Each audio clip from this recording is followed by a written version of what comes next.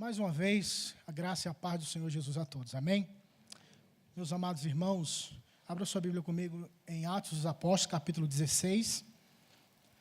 E como o reverendo Vila comentou, nesses últimos 3 anos, estivemos envolvidos, tanto eu quanto a minha esposa, em missões transculturais. E o último campo que estivemos foi a base da Jocum, no Canadá, na província de Alberta, na cidade de Calgary. E estamos nos preparando para, se Deus abençoar, esse ano iniciarmos a continuação do estudo teológico, no caso o mestrado, para nos envolvermos com 2 linhas de trabalho, ou com tradução de Bíblias, ou com plantação de novas igrejas. O eterno Deus nos direcionará, porque a Bíblia diz que nós fazemos os nossos planejamentos, mas a palavra certa e os passos quem dirige é o Senhor. No decorrer da mensagem, também irei focalizar alguns assuntos pertinentes à nossa caminhada nesses últimos 3 anos. Obrigado, reverendo Vila, pela oportunidade, juntamente com o conselho da igreja local. É muito gratificante estar aqui mais uma vez. Eu acredito que antes de viajarmos, há 3 anos, estive pregando aqui antes de irmos para os Estados Unidos. E eu quero apresentar a minha esposa. Ellen, por favor, fique de pé. É a minha esposa. Vê como Deus foi bom comigo, viu? Ela orou muito, viu, para casar comigo, pelejou demais, subiu um monte, jejum e campanhas de oração. Também acompanha-me a minha sogra e o meu sogro, a Geni e o Paulão. Dá um tchau aí para a galera. Pessoal, e como o reverendo Vila falou, alguns irmãos têm nos abençoado para a nossa manutenção no ministério itinerante e têm feito algumas doações, e no caso esses livros. E o que for recolhido desses livros é para a nossa manutenção, para o nosso desenvolvimento na área ministerial. Eu tenho um livro aqui do Romildo, que é um amigo meu da base do COT, da base da Jocum do Paraná, de Almirante Tamandaré, e ele desenvolve um trabalho, um estudo sobre a questão do dinheiro, que é uma realidade espiritual. E ele desenvolve nesse pequeno livro que não é problema ter dinheiro e ser banhado em dinheiro. O problema é amar o dinheiro. Esse é o grande problema, e ele desenvolve isso nesse livro. E aqui nós temos o Sigisberto, do nosso presbitério. Ele me abriu mão, acredito, de alguns livros para me abençoar, sobre a pessoa de Jesus Cristo. Então, esse livro é gratificante para aqueles que querem aprender a evangelização ou presentear alguém na obra da evangelização. E este terceiro livro é de um pastor europeu que desenvolve 21 reflexões sobre como pregar o evangelho num contexto pós-moderno. Por exemplo, esse pastor é pastor na Europa, na Suíça, e ele desenvolve essas perspectivas, como abordar, o que falar numa realidade totalmente pós-moderna, onde não se aceita mais verdades absolutas, a divindade, Deus, é uma realidade passada que enfraquece o desenvolvimento humano. Então, esse pastor reflete sobre essa realidade. E eu corroboro com o que ele fala. Nós estivemos no Canadá no último ano, e lá nós observamos, tanto eu quanto a minha esposa, que existe mais liberdade sexual do que liberdade religiosa. Para você ver, em uma província do Canadá, um casal perdeu a guarda do seu filho porque os pais não ensinaram sobre o coelhinho da Páscoa. Os pais eram cristãos, e a professora indagou os filhos sobre o coelhinho da Páscoa e falou: meu pai e minha mãe não me ensinaram porque somos cristãos. E, por incrível que pareça, o governo tirou a guarda dessas crianças, tirou a guarda dos pais referente a essas crianças. Para você ver a realidade pós-moderna que vivemos, saindo da Europa, chegando no Canadá, espero em Deus que não alcance o nosso contexto de América Latina. Amém? Então, Atos dos Apóstolos, capítulo 16...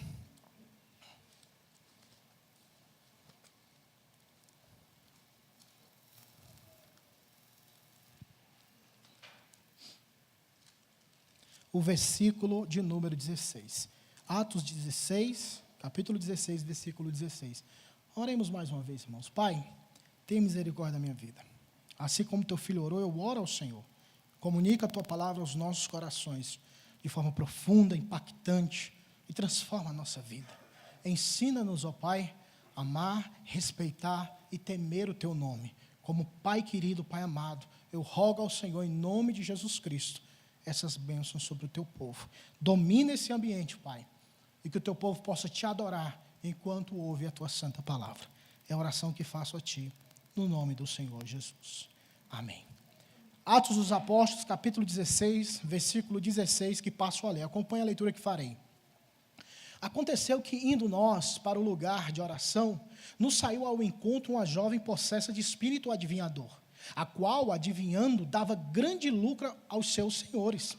Seguindo a Paulo e a nós, clamava dizendo: estes homens são servos do Deus Altíssimo e vos anunciam o caminho da salvação. Isto se repetia por muitos dias. Então Paulo, já indignado, voltando-se, disse ao Espírito: em nome de Jesus Cristo eu te mando, retira-te dela. E ele, na mesma hora, saiu. Vendo os seus senhores que se lhe desfizera a esperança do lucro, agarrando em Paulo e Silas, os arrastaram para a praça, à presença das autoridades, e levando-os aos pretores, disseram: estes homens, sendo judeus, perturbam a nossa cidade, propagando costumes que não podemos receber nem praticar, porque somos romanos. Levantou-se a multidão unida contra eles, e os pretores, rasgando-lhes as vestes, mandaram açoitá-los com varas. E depois de lhes darem muitos açoites, os lançaram no cárcere, ordenando ao carcereiro que os guardassem com toda a segurança.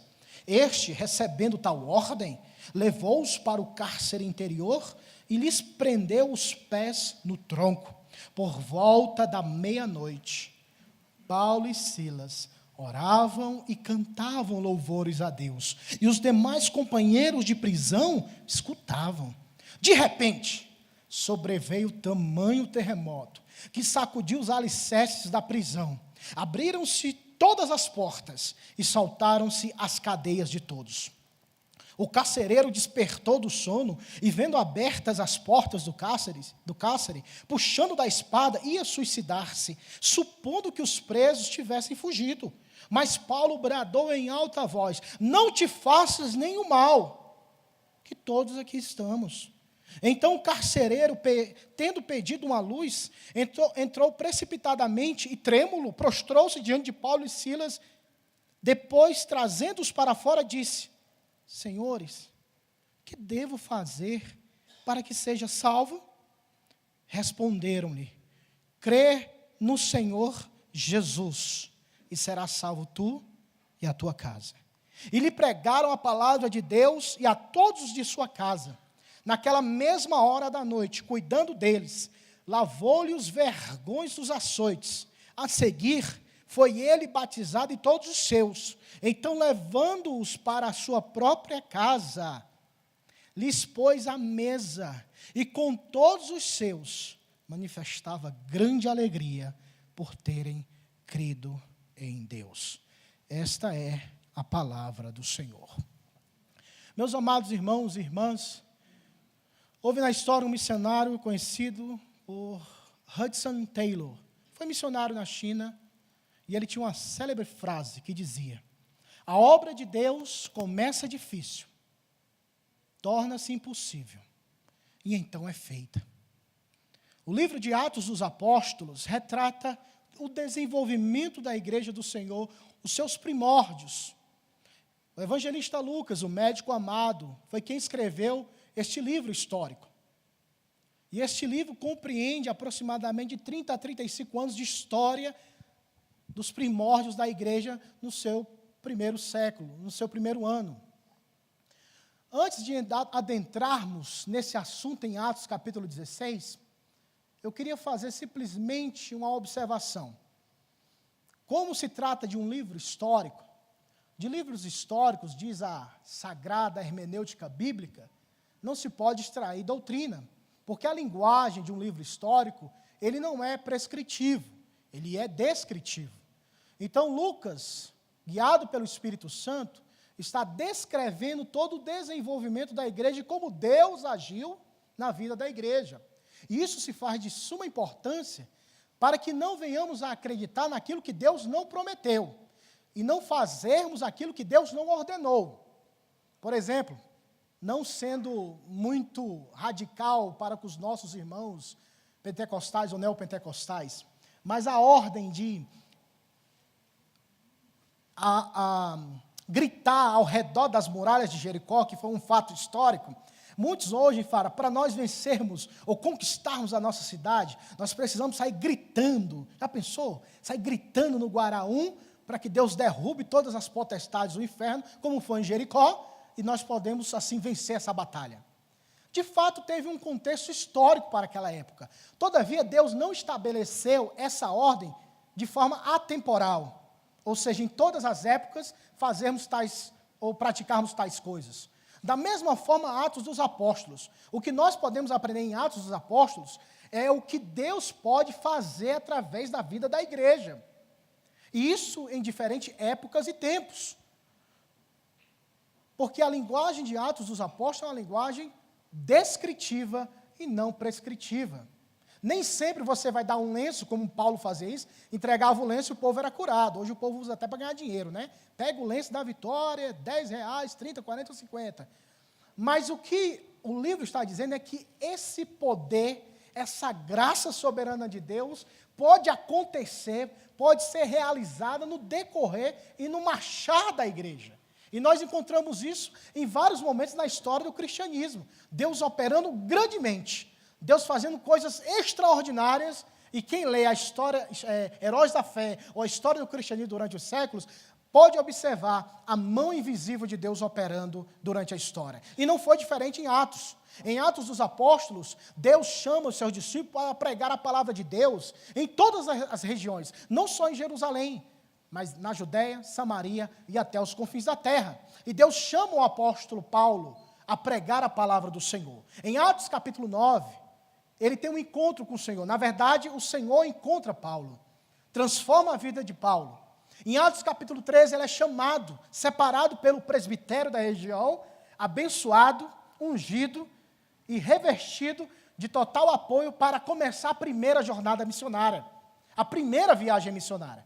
Paulo e Barnabé começam a pregar a palavra de Deus em várias regiões. Eu sei que está piscando, mas olha para mim, não olha para a luz não, viu? Não perde a bênção não. Então, Paulo e Barnabé fazem a primeira viagem missionária pregando em várias regiões. E eles voltam contando as vitórias que Deus operara durante o ministério deles. Só que agora, Paulo, juntamente com outro companheiro, Silas, fala, vamos retornar para as igrejas que nós passamos, pelas regiões, para ver como a igreja está, como estão sendo desenvolvidas, ou sendo desenvolvidas as igrejas que foram plantadas. Esse era o planejamento de Paulo, mas Deus tinha outro planejamento. Às vezes nós traçamos algumas coisas, né, irmãos? Aí Deus fala, é por aqui, não é por aí. A mão do Senhor é quem tem guiado as nossas vidas. E nessa viagem, Paulo se apresenta na região de Filipos, Tessalônica e Bereia. Esse é o contexto de Atos capítulo 16. E quando Paulo prega para uma mulher em Atos 16, a Lídia, e conhece o jovem Timóteo, agora eles começam a peregrinar, e uma mulher aparece repentinamente, dizendo, estes homens são servos do Deus Altíssimo, pregando o caminho da verdade. Isso durante muitos dias. Só que aquilo perturbou Paulo. E Paulo, vendo que ali era uma possessão demoníaca, repreendeu o espírito imundo. A mulher caiu por terra, o espírito saiu. Só que os seus senhores, vendo que a fonte de lucro se findara, eles pegaram Paulo e Silas e inventaram uma mentira. Olha, esses homens aqui, que têm transtornado o mundo inteiro, chegaram até nós e querem impor sobre nós costumes e práticas e ensinamentos e doutrinas que não nos convêm, porque somos romanos. E aqueles dois missionários foram julgados, sentenciados, apanharam chicote, vara, foram lançados no cárcere, presos ao tronco, dor, fome, incompreensão, tristeza, ambiente totalmente desfavorável, mas mesmo assim, diz a Bíblia que aproximadamente, perto da meia-noite, Paulo e Silas cantavam louvores a Deus. E os presos escutavam de longe. E de repente, eu gosto muito dessa expressão, de repente, porque tem coisa com Deus que é de repente, né? De repente, houve-se um tremor, as correntes caíram e Deus os libertara. O responsável viu que as correntes a prisão estava aberta, disse agora quebrou tudo. Meu chefe, meu superior, vai me matar, porque a responsabilidade era minha, então é melhor pegar aqui o facão e terminar o serviço, porque eu não quero ver o problema, a aflição comigo e minha família. Na hora que ele ia se apunhalar, Paulo grita, epa, pare! Eu estou fazendo um preâmbulo numa linha mais cearense, tá bom? Pare aí! Todos nós estamos aqui. Não faça tal coisa. Olha só como é lindo. Se fosse alguns crentes de hoje, fala, morre, desgraça. Você fez mal para mim, quer que você morra. Tem uns povo hoje que quer ver a morte dos outros. Morte não, irmão, salvação. Disse, faça isso não. Nós estamos aqui, todos aqui estamos. Paulo estava dizendo, se quiser, a gente volta para o cárcere. Mas não se mate não, meu filho. E de uma forma tão abrupta, eles chegam à conclusão, esse carcereiro fala, senhores, o que devo fazer para que seja salvo? Paulo disse, crer no Senhor Jesus, e será salvo tu e a tua casa. A Bíblia diz que eles começaram a pregar a palavra de Deus. Esse carcereiro levou-os para a sua casa, limpou os vergões, deu comida e ouviu a pregação, e todos foram batizados, e se alegraram, porque creram na palavra do Senhor. Tendo a vida de Paulo e Silas como a representação do caminhar da igreja, nós iremos aprender alguns princípios desse livro sobre os desafios e os privilégios na caminhada da igreja. Como igreja do Senhor, nós marchamos e encontramos inúmeros desafios, mas também inúmeros privilégios. E o primeiro desafio que a igreja sempre, como Paulo e Silas passaram, nós também passaremos, é que nessa caminhada da igreja, nós encontraremos oposição. E essa oposição se manifestará de várias formas. No contexto aqui, Paulo e Silas estavam passando, uma mulher profetiza, faz um prognóstico, e não era mentira o que ela estava falando. Ela estava falando a verdade. E aquilo indignava Paulo. E alguns intérpretes da Bíblia dizem que o que fez Paulo ficar indignado e repreender o Espírito, porque Paulo e Silas, servos de Deus, não queriam que as pessoas que acreditavam que aquela mulher tinha um espírito adivinhador, acreditassem no ocultismo. Porque, de fato, eles eram servos do Deus Altíssimo. Mas essa mensagem não deveria partir dos lábios de Satanás, mas dos lábios dos servos de Deus. E ele repreende. E o que a multidão, os senhores, daquela mulher, daquela jovem, fizeram? Eles ficaram indignados, porque a fonte de lucro se findara. Eles não estavam nem um pouco preocupados com a pessoa, com a mulher, a jovem, porque eles tinham essa pessoa como uma fonte, simplesmente um objeto de lucro. Ela produzia, ela gerava lucros. Eles pensavam numa perspectiva monetária, não a vida propriamente da mulher, mas como eu posso dela, usando ela, arrancar dinheiro do povo. E eles ficaram indignados, porque, e a Bíblia fala no versículo de número 19, eles lhes desfizeram a esperança do lucro. E essa palavra esperança no grego dá a conotação de algo que eles, como se fosse a salvação deles, seria essa mulher. E eles ficam indignados e falam para a multidão. Eles fazem o coreto, reúnem lá o coretinho, e bota a lenha na fogueira e falam, opa, estes homens aqui querem impor sobre nós costumes que não nos convém, porque somos romanos. E a oposição que a igreja sofre, muitas vezes ela emana da calúnia, da mentira.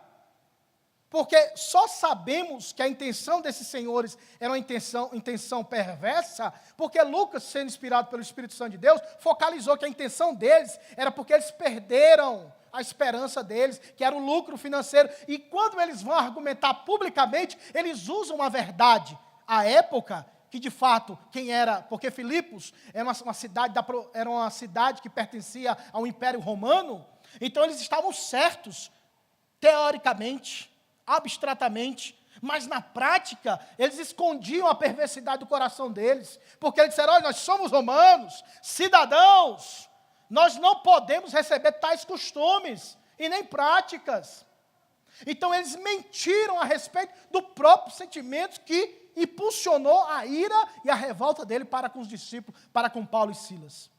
A igreja receberá oposição nessa caminhada, irmãos e irmãs. E muitas vezes a oposição se manifesta com calúnias. No primeiro século, a igreja do Senhor foi tida como uma igreja canibal. Diziam que os primeiros irmãos praticavam o canibalismo. Por quê? Porque comiam do corpo e bebiam do sangue. Eles não tinham a compreensão do momento da representação espiritual, simbólica. E eles acusavam os irmãos de praticarem canibalismo. Hoje, no século 21, o que nós somos, qual a oposição que sofremos como igreja do Senhor? Esse povo é idiota demais, radical demais. Esse povo não sabe falar de nada. Aí quando chega em religião, fala, não vamos falar na política e religião, ninguém discute. Por isso que a gente está nesse caos todo aqui no Brasil, porque ninguém discutiu política e religião. Durante muitos anos. E sempre somos taxados como pessoas que não sabem entrar num debate. Claro que tem aqueles que são doidos mesmo, né? Tem aqueles que são loucos, sem pé e cabeça, mas taxar toda a comunidade cristã evangélica como aqueles que não têm a capacidade de conversar e dialogar com as pessoas, é um ato de Satanás, para que nós não possamos assim manifestar a glória de Deus. Quem é crente? Ih, é doido, não sabe de nada. Vive num mundo fechado. E essas oposições, essas mentiras, solidificam mais ainda a nossa posição fora, dentro dos debates políticos e públicos que a nossa sociedade precisa da representação da mensagem de Cristo pela pregação do Evangelho. E na caminhada da igreja, a oposição, como mentira, calúnia, sempre acontecerá. Se você sofre pelas calúnias, pelas mentiras, mas porque você é cristão verdadeiro, dê glória a Deus. Agora, se você sofre perseguição e oposição porque você não é um cristão verdadeiro, fique caladinho, suporte caladinho. Porque, como disse o apóstolo Pedro, se nós sofremos pela injustiça, demos glória a Deus, mas se sofremos por causa da justiça, fiquemos calados. A igreja, na caminhada, no decorrer da igreja, sempre receberemos oposição. E muitas vezes a oposição, ela vem de várias formas. Nesse contexto, veio com a mentira. Outra oposição que aconteceu aqui nesse contexto é que eles foram agredidos. Quando descobriram e viram, eles estão estabelecendo costumes e práticas errôneas, os pretores, que eram os líderes da época, daquela situação, determinaram que eles fossem açoitados com varas.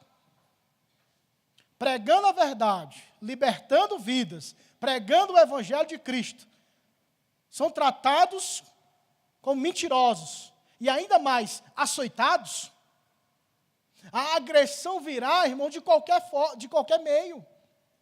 No contexto brasileiro, dificilmente alguém será agredido pela fé. Eu nunca tive notícia de um crente que levou uma tapa na cara por ser crente. Ou alguém morreu, ou teve a igreja queimada, ou alguém foi espancado por ser crente no Brasil. Eu acho que se tiver, é raro. Mas qual é a agressão que hoje, no século XXI, a igreja passa? Uma agressão ideológica? Um espancamento moral?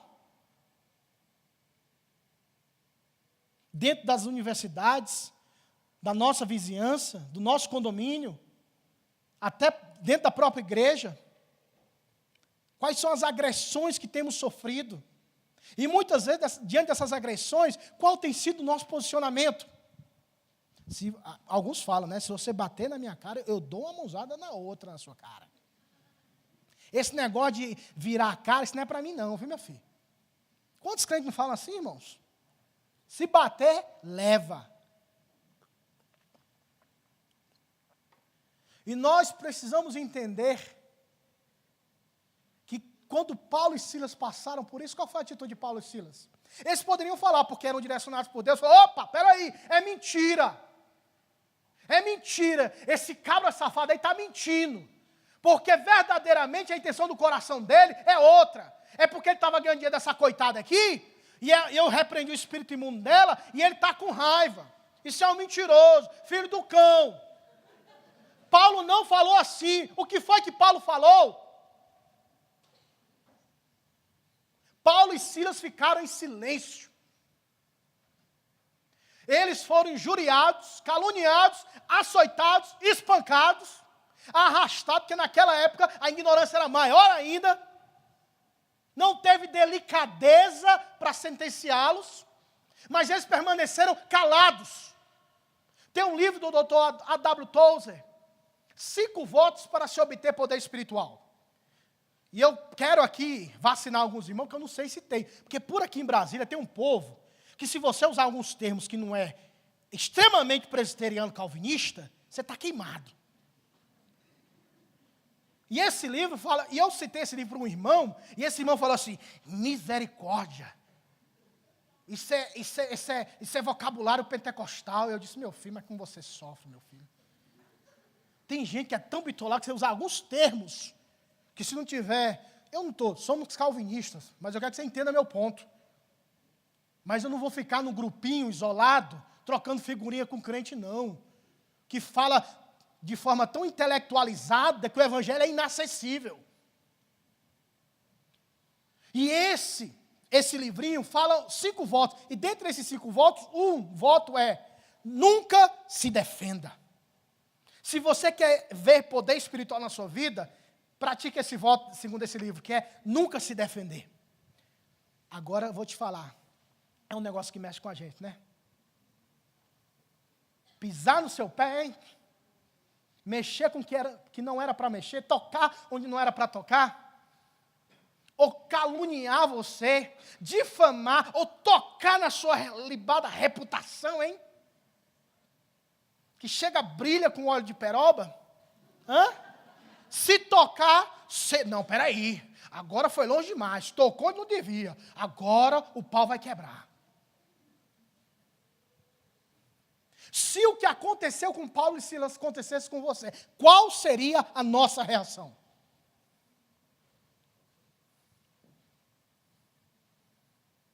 Qual seria o nosso posicionamento? Eu não estou dizendo também que nós não somos seres humanos, entendeu? Ninguém aqui é um doido, eu não vou sentir nada.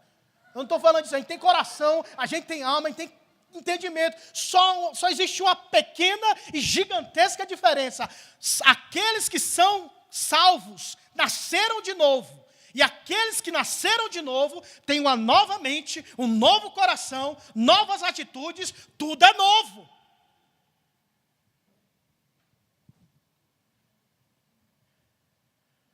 Quando nós passamos pela oposição, as oposições, calúnia, agressão, precisamos ter como exemplo esses grandes homens de Deus. E dizer, Deus, me ajuda. Me faz caminhar no caminho da piedade e do amor ao Senhor. São as oposições. E para acelerar um pouco, essas são algumas oposições. Mas dentro das oposições nós temos também privilégios. Quando Paulo e Silas foram presos, chicoteados, caluniados, foram levados para o cárcere. No fundo, escuro, talvez úmido, fedido. Nenhuma questão, nenhum tratamento de água, nada. Amarrados ao tronco. Atitude de Paulo e Silas. Eles oravam e cantavam louvores a Deus.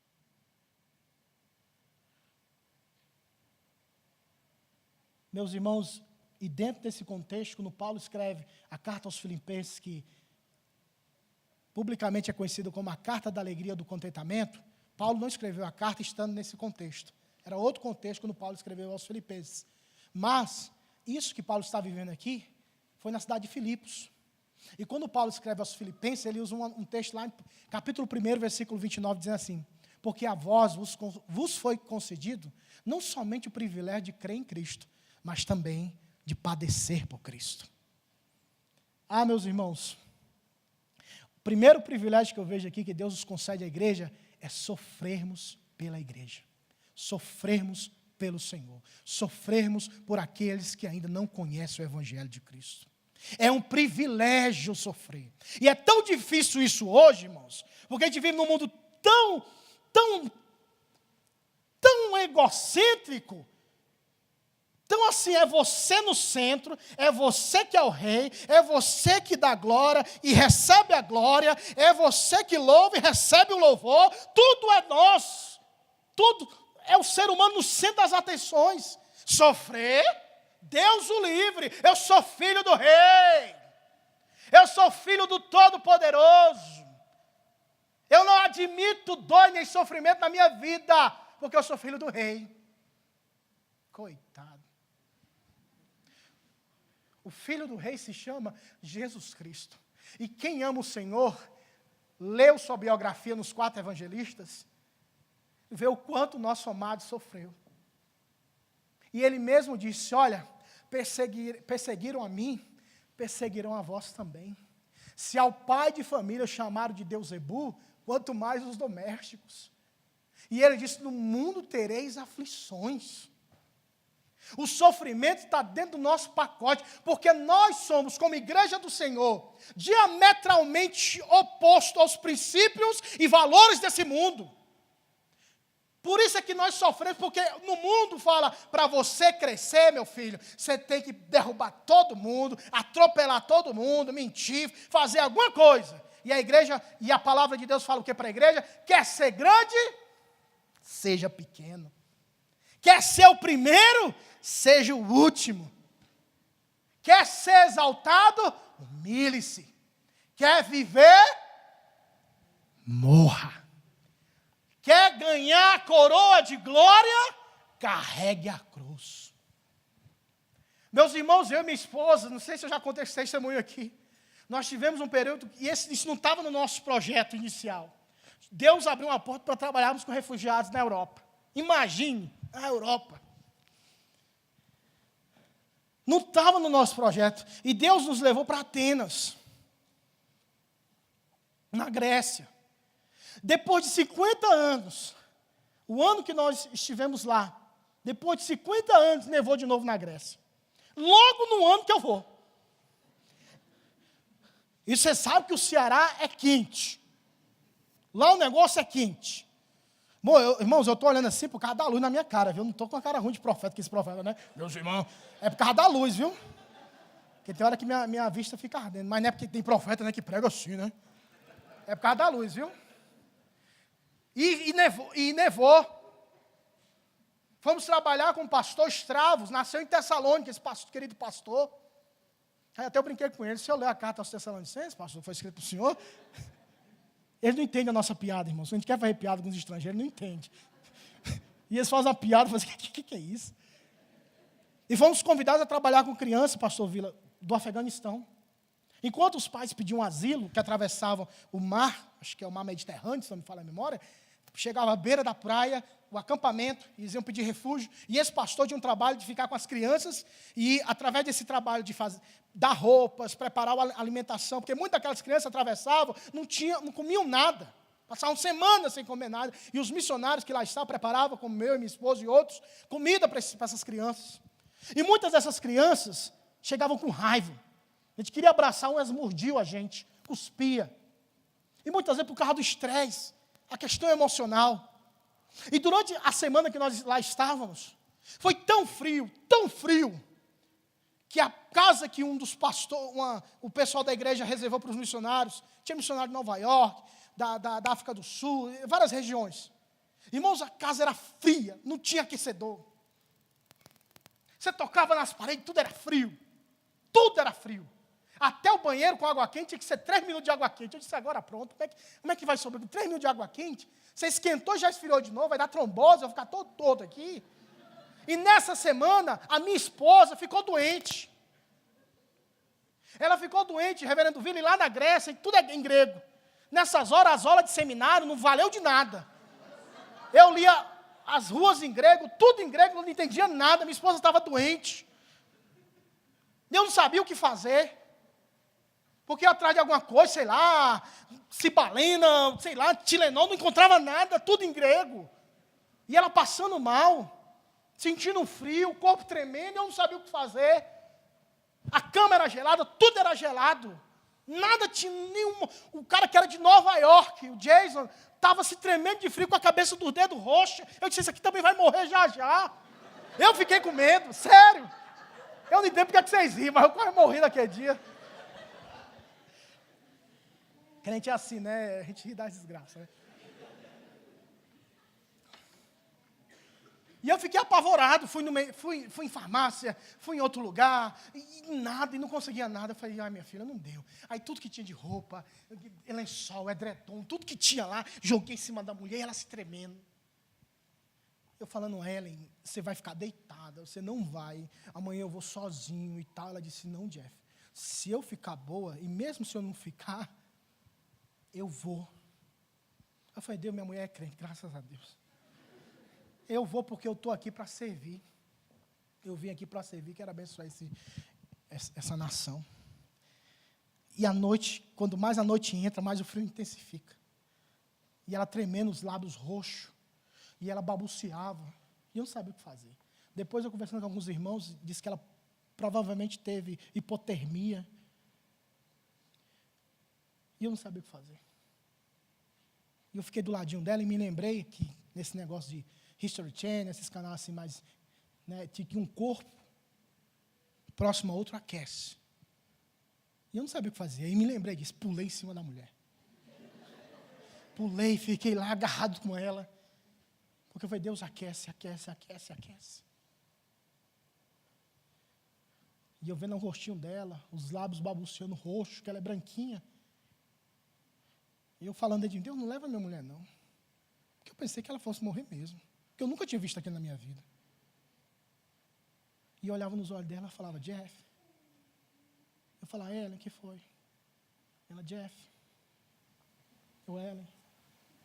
Eu disse, Jeff, sai de cima de mim que eu estou sem ar. Você acredita?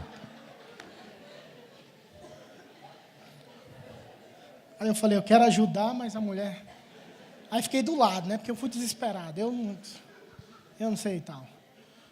Acordamos de manhã. Era sexta-feira. Chegamos na base. Ela se tremendo dentro do trem, dentro do ônibus. E eu com raiva. Eu fiquei com raiva, Vila. Eu fiquei com raiva. Longe de casa. Do outro lado do continente, do mundo. No aperto. Tanta coisa, tanta coisa. E eu falei, Ellen... E ela falou assim, eu vou fazer o almoço, o lanche dos meninos. Eu, minha filha, se acalme, fique quieta. Ela falou, não, eu vim para servir. Aí foi eu e o Jadon ficar com as crianças. E eu sentei bicudo, com raiva. Te confesso que eu fiquei com raiva. Sentei bicudo, Vila. Pensando na vida, eu falei, meu Deus do céu, o que é isso? Aí senta uma menina do meu lado. O nome dela é Bena Fish. Criança afegã, com 8, 7 anos de idade, Vila. E eu com raiva. Aquela menina que tinha acabado de atravessar o oceano, olha para mim e me dá um sorriso. Aquilo me acabou por dentro. Aquilo me quebrou por dentro. Aquele simples sorriso daquela menina mostrou o quanto eu era medíocre com o meu sofrimento. Aquela criança... que vinha de um contexto de dor e de sofrimento, teve a capacidade e a graça de Deus de abrir um sorriso. Aí eu puxei conversa com ela, perguntei o nome dela, me apresentei, e eu perguntei a ela se ela tinha saudade do país dela. Ela disse que não. E eu fiquei logo assustado, porque pátria amada Brasil, né? E ela disse, não. Eu, por quê? Você prefere aqui ou lá? Ela, prefiro aqui. E ela disse, reverendo Vila, eu prefiro aqui porque aqui ninguém corta a cabeça de ninguém. E aqui, ninguém fuzila ninguém. E ela disse que os tios, avós e boa parte da parentela dela, da parte do pai, foram executados pelo Estado Islâmico em praça pública. O motivo pelo qual ela fugiu com seus familiares. Naquele momento que aquela criança falou isso para mim, eu corri para o banheiro. Chorei, disse, Deus me perdoa.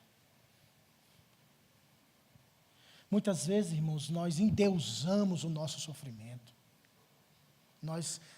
Colocamos o nosso sofrimento num pedestal e até nos orgulhamos. Estou sofrendo. Cadê o pastor que não me visita? Cadê os presbíteros? Ninguém vem me ver, eu vou morrer nessa cama. E às vezes nós queremos esse contexto, desse endeusamento de dor, e não vemos o privilégio de que Deus nos deu a graça de sofrermos por Ele. Se você sofre, crente, dê glória a Deus. Se está passando a prova, dá glória a Deus. Se está apertado, dá glória a Deus. Se está passando sofrimento, dor, alguma coisa na sua vida, glorifique o nome do Senhor. Porque é o Deus que te guarda, que te protege, é aquele que disse: eis que estou convosco todos os dias, até a consumação dos séculos. Você não está sozinho e nem sozinha nessa peleja. O Senhor Deus está conosco. É um privilégio sofrer por Cristo. E é um privilégio pregar a Cristo, finalizando. Porque no meio do sofrimento ele pregou. Ele podia ficar calado, parado. Estou sofrendo, estou morrendo, fui açoitado. E esse povo não quer nada, vou bater as sandálias no meu pé e que morra todo mundo. Ele louvava a Deus, os presos escutavam. O terremoto veio, de repente, oh coisa linda, de repente alguma coisa aconteceu. As correntes caíram, foram libertos. Pega, corre. Não, ficaram lá. O homem ia se suicidar, disse: não, estamos aqui. E ele disse: o que é que eu faço para ser salvo? Crê no Senhor Jesus. Irmãos, mesmo em meio à dor podemos pregar o Evangelho. Porque disse o apóstolo Paulo que ele orou durante 12 anos para Deus repreender algo que estava perturbando ele, a vida dele, um mensageiro de Satanás, um espinho na carne. Ninguém sabe o que era. Se era ex-mulher, se era tentação, se era alguma coisa. Tem tantas filosofias sobre isso, ninguém sabe o que é. Mas ele orou 12 anos e Deus disse: não. Sabe por que eu digo não? Porque para ti, Paulo, a minha graça te basta. Porque o meu poder se aperfeiçoa na fraqueza humana. É quando a gente está bem fraquinho que a gente vê o poder de Deus. Porque quando o crente está papudo demais, está cheião demais, se acha demais, Deus não manifesta o poder dele. Deus manifesta o poder dele com pessoas quebrantadas e contritas de espírito. E o último ponto, o privilégio que Deus dá à igreja, que é sofrer, pregar, é ver os frutos. O que foi que aconteceu? Ele creu. Qual foi a atitude? Vamos lá em casa. Foi o que o pastor Vila falou aqui. Vamos lá em casa. Vamos ter um momento de comunhão. Não está no protocolo, não está na agenda da igreja não, mas vamos lá em casa. Mas de madrugada. Acabei de meter a pé. Não tem problema não, vamos lá em casa. Você vai lá em casa, vai comer na minha casa e vou preparar o melhor. Porque senão a gente só dá o resto para o povo, né? A gente fala assim: mas eu tenho que me amar. Você já se ama, rapaz. A Bíblia fala: amai-vos o teu próximo como? Então tu já te amas. Tu já tem um desejo grande por ti mesmo. Então compartilha isso, tá bom? E ele fez o quê? Limpou os vergões. Para você ver, quando o evangelho muda, a gente consegue ver os frutos. Eles foram transformados e o fruto foi: vamos lá em casa, eu vou cuidar de você, limpar os vergões. Vamos comer e eu vou ouvir a palavra, e foram batizados. Crente de verdade dá fruto, irmãos. O evangelho não é teoria, evangelho é atos. Atos de redenção, atitudes redentoras. Meus amados irmãos, esse é o privilégio de caminharmos como igreja. Temos desafios, mas também temos inúmeros privilégios. E esses privilégios, como disse Paulo aos Romanos, a leve e momentânea tribulação que passamos aqui na terra, não se compara com as glórias que hão de ser reveladas em Cristo Jesus. Se a gente estivesse aqui numa igreja pentecostal, eu ia cantar aquela música da Cassiane: então louve, simplesmente louve. Tá chorando, louve. Mas não pode, deixa para a próxima, tá bom?